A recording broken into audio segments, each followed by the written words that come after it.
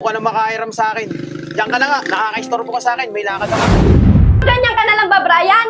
Kada sahod mo, ganyan ang palusot mo? Sige, kapag hanggang mamaya, wala pa, lumayas na kayo magkapatid dito!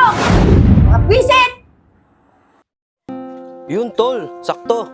Wala akong pasok ngayon. Makapaglaro tayo ng basketball. Kaya nga kuya, tagal natin din nakapaglaro eh. Busy kasi sa trabaho mo. Nga pala kuya, nadala mo ba yung bola? Bakit ako? Di ba sinabi ko sa'yo kanina, dalhin mo yung bola? Pasensya ka na kuya, hindi ko nadala yung bola. Akala ko kasi maglalakad-lakad lang tayo eh. Ah, ganun ba? Hayaan mo na yun. Malayo na tayo eh. Babalikan pa ba natin yun? Tara na. Tara. Tol, malapit na yung court. Bilisan natin, ba may naglalaro dun. Sigurado, may dalang mga bola yun. Tara na, bili! Kuya, wala pala naglalaro eh. Paano yan? Wala tayong dalang bola. Kaya nga tol eh. Nakita mo yung ring na yan. Alam mo ba, yung kabataan ko, abot na abot ko yan. Tignan mo pre. Kuya, di mo pala abot yan eh. Baba mo tumalon. Tignan mo kung abot ka yan. Di ko din pala abot. Kaya tol, di mo pa rin pala abot eh. Pares pala natin di abot. Kaya nga, taas eh. Tol, may duyan no. Pahinga muna tayo, mag-init. Tara, init nga kuya. Kuya, pinagpawisan ako dun. Napakainit. Kaya nga eh.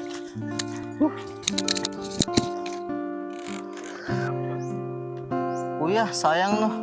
Kung buhay pa siguro si nanay at tatay, kasama natin sila dito. Ayos lang tol. Kahit tayong dalawa natira. Pero pinapangako ni kuya, magtatrabaho na mabuti para mapag-aral kita. The best ka talaga, kuya.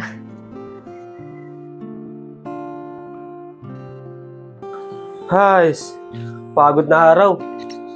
Grabe naman si Foreman. Pati trabaho ng iba, saan ipinasa? Ano na, Brian? Di ba sahod nyo kahapon? Di ba usapan natin mag-aabot ka sa akin? Pinatira ko kayo ng kapatid mo dito. Pero, bibigyan nyo lahat sa akin ang mga sahod nyo. Dahil hindi libre ang tubig at kuryente dito. Tita, pasensya na po. Di po kayo pinasahod ni Foreman. Pero wag po kayong mag-alala. Gagawa po ng paraan mamaya. Puro ganyan ka na lang ba, Brian? Kada sahod mo, ganyan ang palusot mo? Sige, kapag hanggang mamaya, wala pa, lumayas na kayo magkapatid dito. Mga bisit! Kuya, sabi na nga ba nandito ka eh. May sasabihin ako sa'yo. Sige, ano yun tol? Eh kuya, kailangan ko na kasi ng pambayad ng tuition eh. Para mabigyan ako ng permit. Exam na namin kasi sa susunod na linggo. Sabi kasi ng teacher ko, pag di ako nakapagbayad, di daw ako bibigyan ng exam. Ah, ganun ba tol? Pagbutihin mo lang pag-aaral mo. Huwag kang mag-alala. Gagawa ng paraan ng kuya yan. Talaga? Salamat kuya.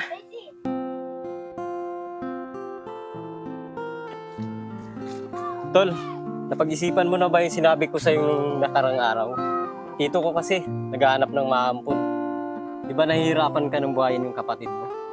Di ba wala na kayong mga magulang? Sakto! Kapatid mo na lang. Sigurado, sa tito ko, gaganda ang buhay ng kapatid mo. Si Raulo ka ba, Allen?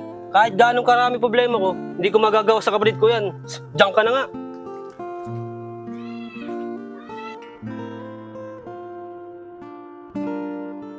Pare, buti naabutan kita. Oh, ano yun pare? Magsasabi sana ako sa'yo. Manghihiram ako ng pera. Kailangan ko lang. Ibabalik ko na lang pagkabigay ni Foreman ng sahod namin.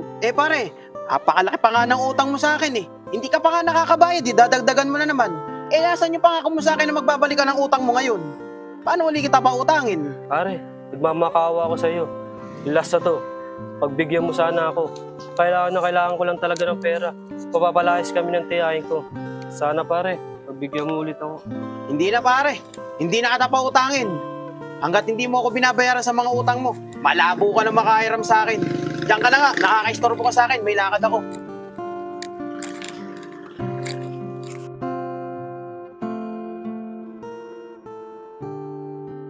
Brian, tigil mo muna yan. May sabihin lang sa'yo. Brian, nakita mo naman, patapos na yung project ko. Kaya kailangan magbawas na akong tao. At ikaw yung napili ko. Kaya sana Brian, irespeto mo yung decision ko. Kaya simula bukas, huwag ka nang pumasok.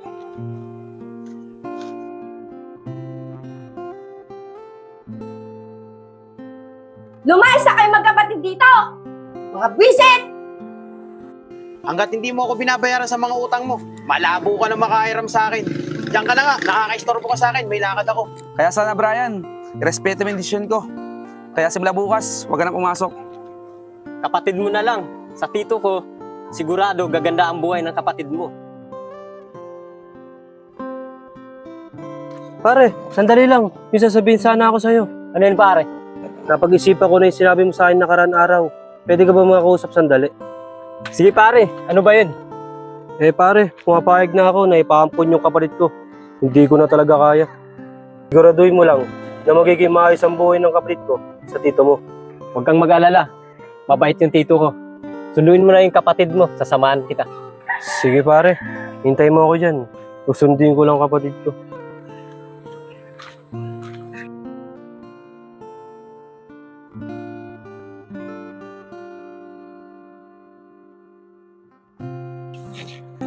Tol, sabi na nga ba nandito ka lang sa kubo eh.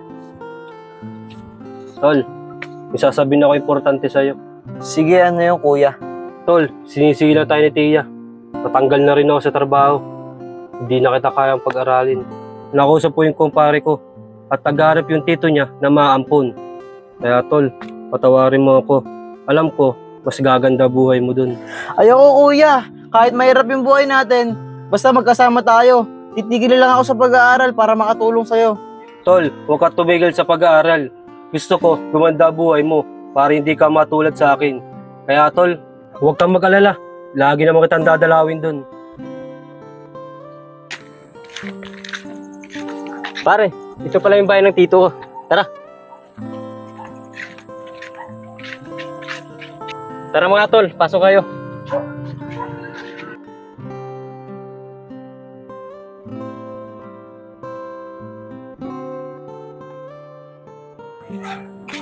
Tito, pwede ba kita makausap saglit? O sige, Allen. Tari kayo, tumupo muna tayo.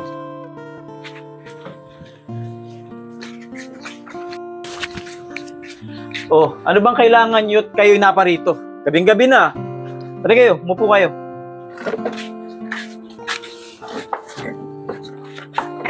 Oh, Allen, ano ba yung sa atin? Di ba nabanggit mo sa akin na naghahanap ka ng maampon? Ito, may kasama ako. Pare, ikaw na magpakilala sa kapatid mo. Magandang gabi po, sir. Nabanggit nga po pala sa ni Allen na naghanap po daw kayo ng maampon. Sir, ito nga po pala yung kapatid ko, si RR. Hindi ko na po siya kayang suportahan. Gusto ko po sana gumanda buhay ng kapatid ko. Kaya sana po, sir, matanggap niyo po siya. Hindi ko na po talaga kaya. Lalo't nawalan po ako ng trabaho. Ah, ganun ba? Oo, naghahanap talaga ako ng maaampon. Dahil alam mo na, tumatanda na tayo eh. Wala naman akong pamamanahan nito eh. Dahil wala naman akong pamilya. Pero huwag kang mag-alala. Magiging maganda ang buhay ng kapatid mo dito sa akin. O paano pare? Tara na.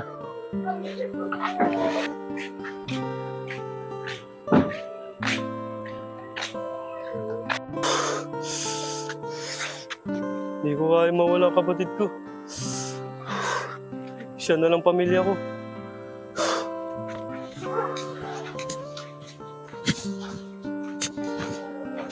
Oh, pumasok ka na dun sa loob at ayusin mo yung mga gamit mo. Arad!